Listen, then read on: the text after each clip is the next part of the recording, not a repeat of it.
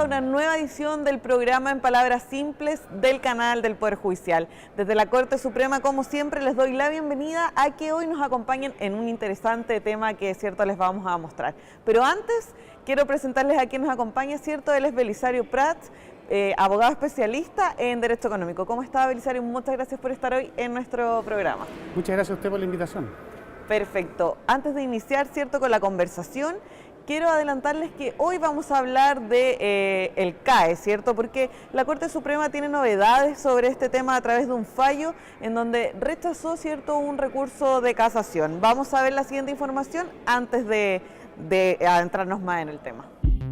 Un fallo dictado por la Corte Suprema determinó que la deuda de crédito con aval del Estado no puede ser incluido en un proceso de quiebra individual, por lo que no forma parte del procedimiento legal de reorganización y liquidación de empresas y personas. Esta normativa permite a los deudores renegociar lo que deben a través de nuevas cuotas y condiciones. Sin embargo, la ley de quiebras especifica que si existen normas especiales como la que regula el crédito con garantía estatal, el pago debe regirse por esa disposición puntual y no ser parte de la regulación general que establece la ley de quiebras. Esta decisión confirma a la vez que las deudas del crédito con aval del Estado no prescriben, es decir, no se extinguen con los años. Belisario, entonces lo veíamos, ¿cierto?, en esta cápsula informativa en donde la Corte Suprema, la justicia en el fondo, determinó que el CAE no está dentro de estas deudas, ¿cierto?, de la ley de liquidación, de reorganización de empresas y personas. ¿Podrías explicarnos, quizás partiendo, qué sucedió en este caso? ¿Por qué a veces sí y a veces no, por ejemplo? Sí, lo que ocurre es interesante la situación que se plantea, porque hasta antes de este fallo, los deudores del CAE tenían diversas alternativas de defensa.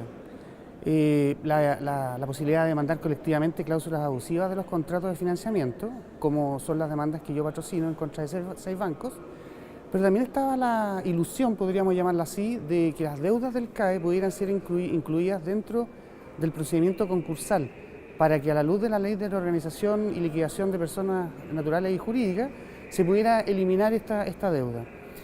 Este fallo rechaza el recurso de casación en términos simples porque esta ley concursal es una ley general y la ley del CAE es especial. Y en Chile la ley especial prima sobre la ley general.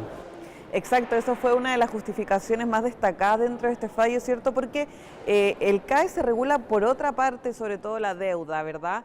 Porque esta ley que fue promulgada en 2014, como lo vimos, finalmente viene en el fondo a encapsular deudas más comerciales. Claro, justamente uno de los argumentos del fallo habla de que las deudas más comerciales son las que podrían ser incluidas dentro del procedimiento concursal, pero esta es una ley especial, es un crédito especial, es un crédito que está regulado en la ley 20.027, ley que tiene particularidades porque es para el financiamiento de la educación y además es una ley por expresa disposición legal que no prescribe. Por lo tanto, al ex alumno o actual alumno, la deuda se la pueden cobrar hasta los 100 años. Perfecto. Sobre esta ley 2027 sobre el crédito aval del Estado, ¿cómo entonces funciona si no prescribe? Porque funciona distinto. ¿Es necesario acá separar estas dos leyes y que la gente entienda también, verdad? Claro, son situaciones distintas porque en definitiva la ley 20.027 es una ley que regula mi endeudamiento con la banca para financiar mi educación, créditos que, como decía, no prescriben y que además están garantizados por el Estado. En consecuencia, son créditos que al momento de gatillarse la cobranza, el banco involucrado le va a pedir al Estado que cubra un porcentaje de la deuda que es hasta el 90%. Cubierta ese porcentaje, el deudor va a quedar con dos créditos, con dos acreedores. El banco con un porcentaje y el Estado con otro porcentaje.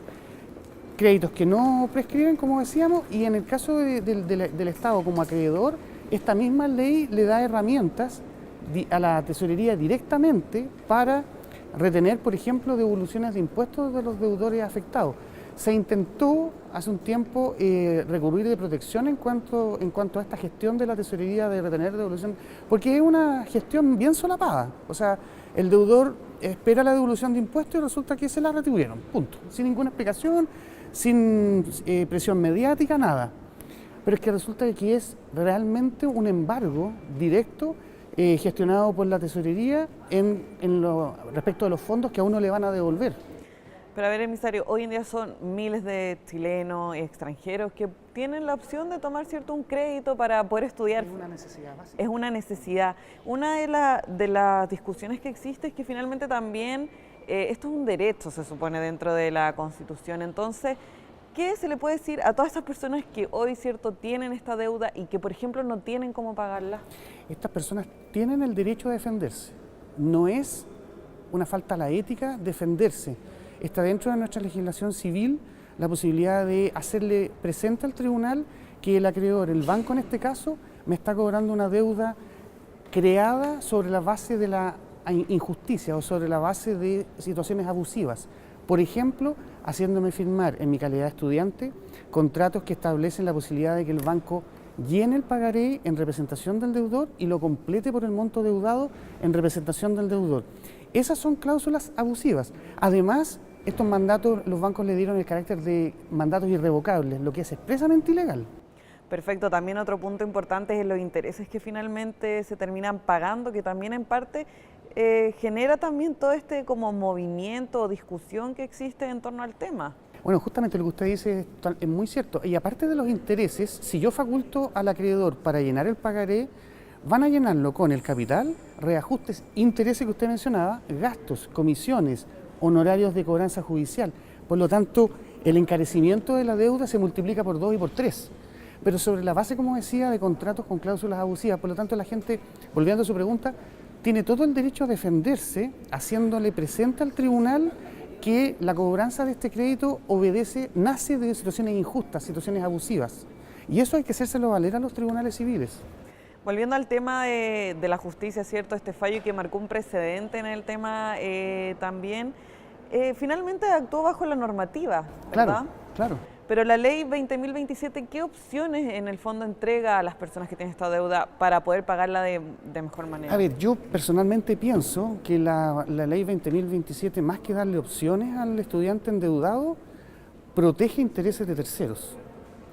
Porque de alguna manera la institución financiera que presta plata para la educación queda cubierta desde varias aristas. Una es el contrato de financiamiento redactado a gusto de los bancos y para proteger a los bancos, no para proteger al deudor. Y además esta misma ley establece 2 situaciones bien puntuales para proteger al acreedor. La imprescriptibilidad de la ley. Es increíble que a la par con los delitos en contra de los derechos humanos que no prescriben, tampoco prescriban las deudas del CAE. Eso es para proteger al acreedor. Y además, la posibilidad de que, cubierto el acreedor por la garantía estatal, el fisco pueda retenerle la devolución de impuestos por la vía de, entre comillas, embargarle la devolución de impuestos directamente al deudor.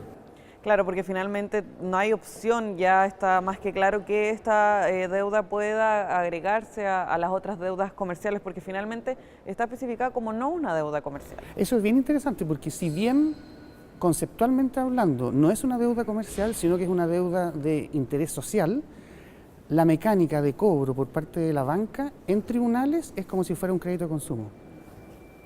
En este caso también hay que ponerse en el lugar, ¿cierto?, de las personas que tienen esta deuda, porque es difícil separar, sobre todo cuando las leyes son tan enredadas para la gente común y corriente, ¿verdad? Exactamente. Hay un filósofo español que a propósito de ponerse en el lugar del otro, eso lo denomina ética. Claro, perfecto. Emisario, te quería agradecer por estar hoy con nosotros en el programa En Palabras Simples, hablando sobre este importante fallo entonces que marca un precedente dentro de lo que son las deudas del CAE. A ustedes, como siempre, les quiero agradecer por acompañarnos hoy y los quiero dejar invitados a que revisen todas las plataformas digitales del Poder Judicial y también nuestra página web www.poderjudicialtv.cl. Muchas gracias nuevamente. A ustedes. Que estén muy bien.